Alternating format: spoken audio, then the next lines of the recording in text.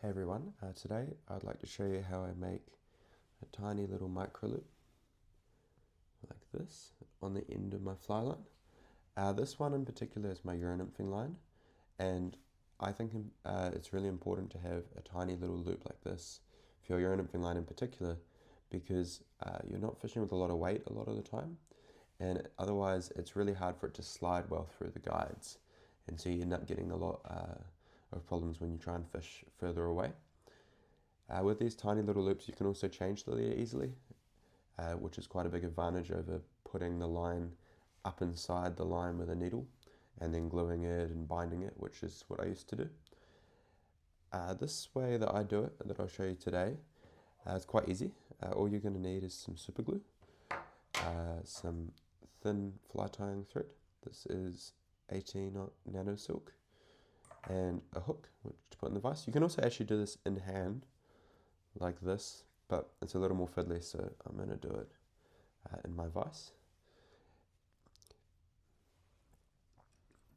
I'm just going to put the hook in the vise.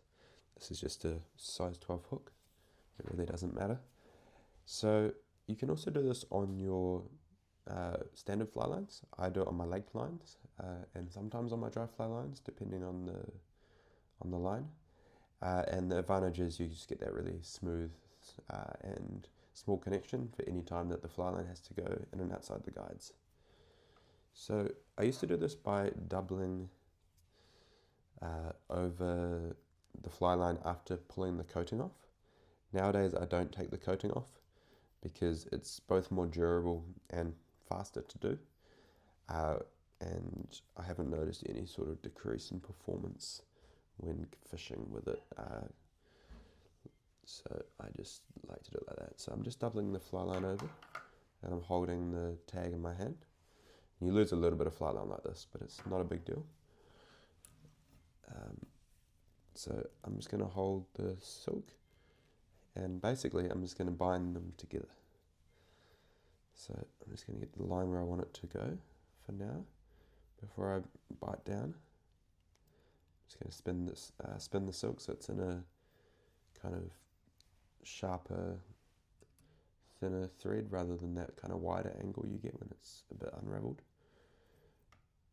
And I want to leave myself enough room to thread my leader through, and that's why I do it around the hook, because it keeps it nice and open. So I'm going to bind right up to the hook and I'm going to cinch down quite tightly. So this is also the strongest connection I've ever tried. I've tied 12-pound, I think it was, fluorocarbon onto this with a good knot, tested it, and then just yanked it as hard as I could. And I broke the fluorocarbon before the connection broke. So that gave me huge confidence in this, and ever since I've used it. So if you're not quite sure if it's going to hold, you can do a similar brutal test, but yeah, I really have a lot of confidence in this little tiny micro loop, and I find it slides super smoothly through the guides. I've also not had any problems with them really breaking. You do need to replace them maybe once per season or something like that, because eventually the line further down gets frayed, but normally the loop's still in good shape. So I'm just going to put the thread out of the way for a little bit, and I want to cut both this tag and this thread.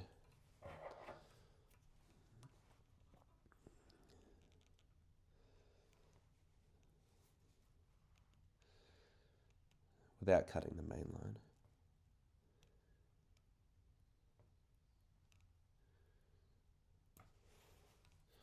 Alright, so I managed to cut that.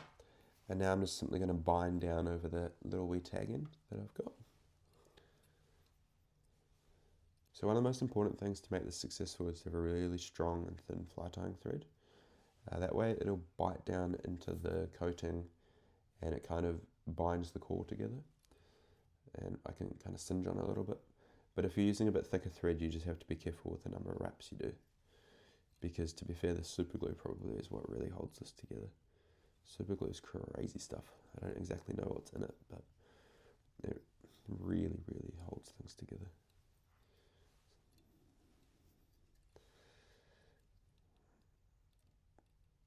Alright, so this is nicely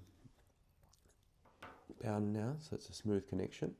And I'm just going to cut the thread here below give myself maybe 10 centimeters of thread, and I'm just going to do a half hitch. That's normally enough for me. I'm sure there's much fancier and better ways to do this, but because I'm about to super glue it anyway, it doesn't really matter.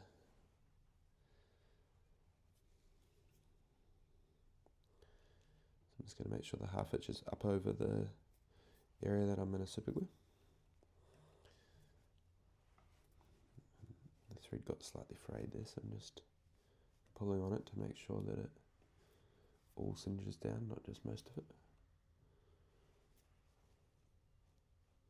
Perfect. So now I'm going to take my scissors and cut right by the knot. And so this is actually already quite strong, just with the thread singeing down and holding the line together. But I'm going to make this super strong now by taking a little bit of super glue. And here you want to be careful that you don't super glue the tiny little knot to the hook. So what I do is I'll slowly move it up and down just to make sure. It's quite good to have a barbless hook. I should have mentioned that at the start, because then you can slide it off. But otherwise you could maybe cut it off, cut the hook up here and slide it off the other way if you had to. So I'm just going to put a little bit of super glue on. You don't need to put too much.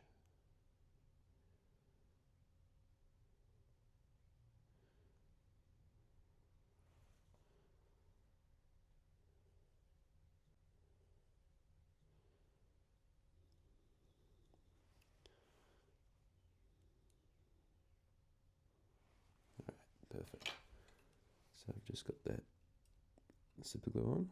Just a bit of thread was sticking out slightly, so I've just pushed that down. I'm just going to move this up and down and let it dry. Super glue dries pretty quick, so I don't need to do this for very long. I just normally wait for a little bit, let it kind of all soak in and work its magic. And what it basically does is it binds the cores together, and the line really doesn't come undone after this.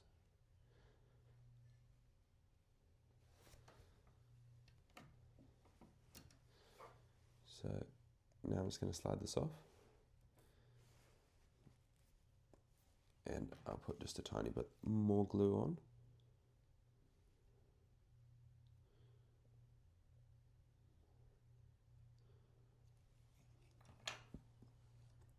And there we have it.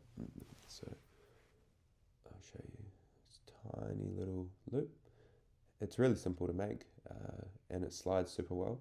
The advantage of not taking the coating off before you do this is that it doesn't fray, and I find it's a bit easier to tie the knot to after a while because it maintains its shape really well. Hopefully you enjoyed the video. If you did, make sure you like and subscribe, and I'll catch you on the next one. I've got some more fishing videos coming up, as well as some more tips and tricks. I think the next one I'll be doing is on how to build a simple urine nymphing leader. Cheers!